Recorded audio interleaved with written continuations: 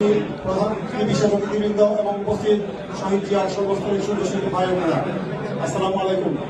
আমার বাড়ি কিন্তু বিয়ানীবাজার বা গোলাপগঞ্জ নয়, বাট আমি আপনাদের এই এলাকার কামান।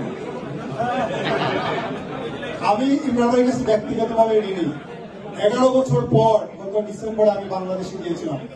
ইমরান ভাই আমার জন্য এয়ারপোর্টে এসেছিলেন। তারপরে আমার বাসায় গিয়ে উনি একদিন ডিনার করেছেন। সিলেট কোর্টে আমাকে সংবর্ধনা দিয়েছেন, উনি বিশেষ অতিথি হিসেবে ছিলেন। শুধু গোলাপগঞ্জ বিয়ানীবাজার বাসী না, এইখানে উপস্থিত অনেকেই বলেছেন ব্যক্তিগতভাবে আমি 1991 সালে এমসি কলেজে ভর্তি হই, 35 বছর থেকে আসছি। প্রতিটি গণতান্ত্রিক আন্দোলনে আমরা ইমরান ভাইকে পেয়েছি। বাংলাদেশ জাতীয়তাবাদী দল এমপি নির্বাচনের ক্ষেত্রে 3টি ক্রাইটেরিয়া ঠিক করেছে। নাম্বার 1, গত 17 বছরে তারা যারা দলের জন্য ত্যাগ স্বীকার করেছে। নাম্বার 2, সততা। নাম্বার 3 হচ্ছে এলাকায় জনপ্রিয়তা।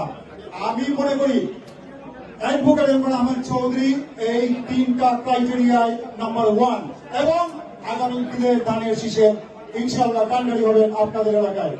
সর্বশেষে বলবো, গণতন্ত্র মুক্তির মহানায়ক বাংলাদেশ জাতীয়তাবাদী দলের অ্যাক্টিং চেয়ারপারসন চেয়ারম্যান জনাব তারেক রহমান 13 জুলাই 2023 সালে ঘোষণা করেছেন রাষ্ট্র সংস্কারের 31 দফা। তো আসুন সবাই মিলে